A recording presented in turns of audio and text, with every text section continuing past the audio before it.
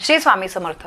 प्रत्येक आपल्या महिलेला वाटते की आपल्या पतीची खूप प्रगती झाली पाहिजे, कारण घरातला तो कर्ता पुरुष असतो आणि तोच जर त्याचा व्यवस्थित नसेल, नोकरी पाणी व्यवसाय म्हणा, तर त्या घराचं मग काय होतं, कल्याण होत नाही. सारखं मग घरामध्ये पैशाची चणचण, मग त्याच्यामुळे भांडणं, सगळ्या गोष्टी वाढतात, घरातलं वातावरण बिघडतं, मुलांची शिक्षणामध्ये प्रगती होत नाही, म्हणजे सगळंच बिघडून जातं. बघा, एक गोष्ट खराब असली तर किती प्रॉब्लेम होतो आणि तीच महत्त्वाची आहे. त्यामुळे आपल्या पतीची प्रगती होत नसेल, घरात एकही रुपया शिल्लक राहत नसेल, कष्टाला नशिबाची साथ मिळत नसेल, तर महिलांनो नक्की हा एक उपाय करून बघा. अतिशय सोपा हा उपाय आहे, कारण पतीची प्रगती होणं हे खरंच त्या घराचं कल्याण करण्यासारखी गोष्ट असते.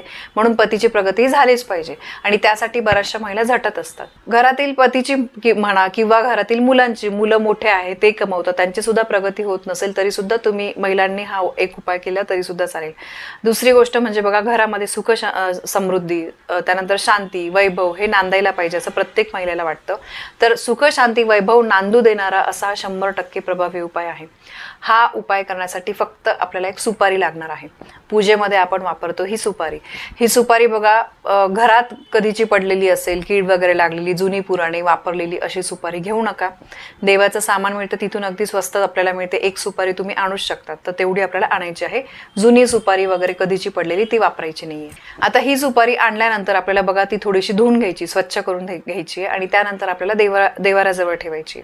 सकाळी करा शक्यतो, कारण सकाळचं वातावरण अतिशय फ्रेश असतं, तर त्यामुळे सकाळी केलेलं अतिशय चांगलं. या सुपारीवर नंतर आपल्याला हळद कुंकू अक्षता वाहून पूजा करायची आहे. सुपारीला दिवा अगरबत्तीने ओवाळायचा आहे आणि त्यानंतर मी तुम्हाला जो मंत्र सांगते, ओम नमो भगवते वासुदेवाय, ओम नमो भगवते वासुदेवाय, 21 वेळेस हा मंत्र म्हणायचा आहे. बघा, हा भगवान विष्णूंचा मंत्र आहे. जिथे भगवान विष्णूंची सेवा होते तिथून माता लक्ष्मी कधीही जात नाही, बरोबर.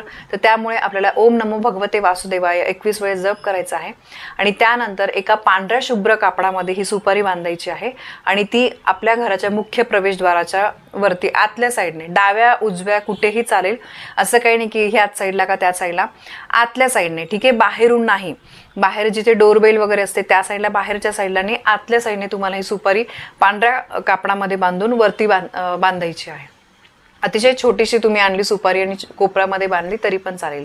बघा, ही सुपारी बांधल्यानंतर अचानक तुम्हाला फरक सुद्धा जाणवेल की काहीतरी गोष्टी चांगल्या घडत आहेत, सकारात्मकता घरामध्ये वाढते, घरातले भांडणं कटकटी कमी होत आहे, पैसा जो आहे कष्टाला नशिबाची साथ मिळते आणि पैसा घरामध्ये येतोय, धनाचे वेगवेगळे मार्ग खुले होतील. म्हणजे बघा, तुम्हाला काहीतरी चांगली अपॉर्च्युनिटी येईल किंवा घरामध्ये तुम्हाला काहीतरी मनामध्ये चांगले विचार येतील की ज्यामुळे तुम्ही पैसे कमवू शकाल. फक्त लक्षात असू द्या की हा उपाय घरातल्या शक्यतो महिलांनीच करायचा आहे. अतिशय साधा सोपा हा उपाय आहे, पण 100% फलदायी असा हा उपाय आहे. बघा, अडचणी ज्या आहे ना त्या घरातल्या कमी झाल्या की आपोआपच त्या घराची प्रगती होत असते आणि हे उपाय अतिशय सोपे असतात. तुम्ही नंतर ही जी सुपारी आहे ती पौर्णिमेला काढून परत त्याच्यावरती सांगितल्याप्रमाणे पूजा करून परत तुम्ही बांधू शकता. अशा प्रकारे उपाय बघा इतका सोपा आहे, पण तो तितकाच लाभदायी सुद्धा आहे.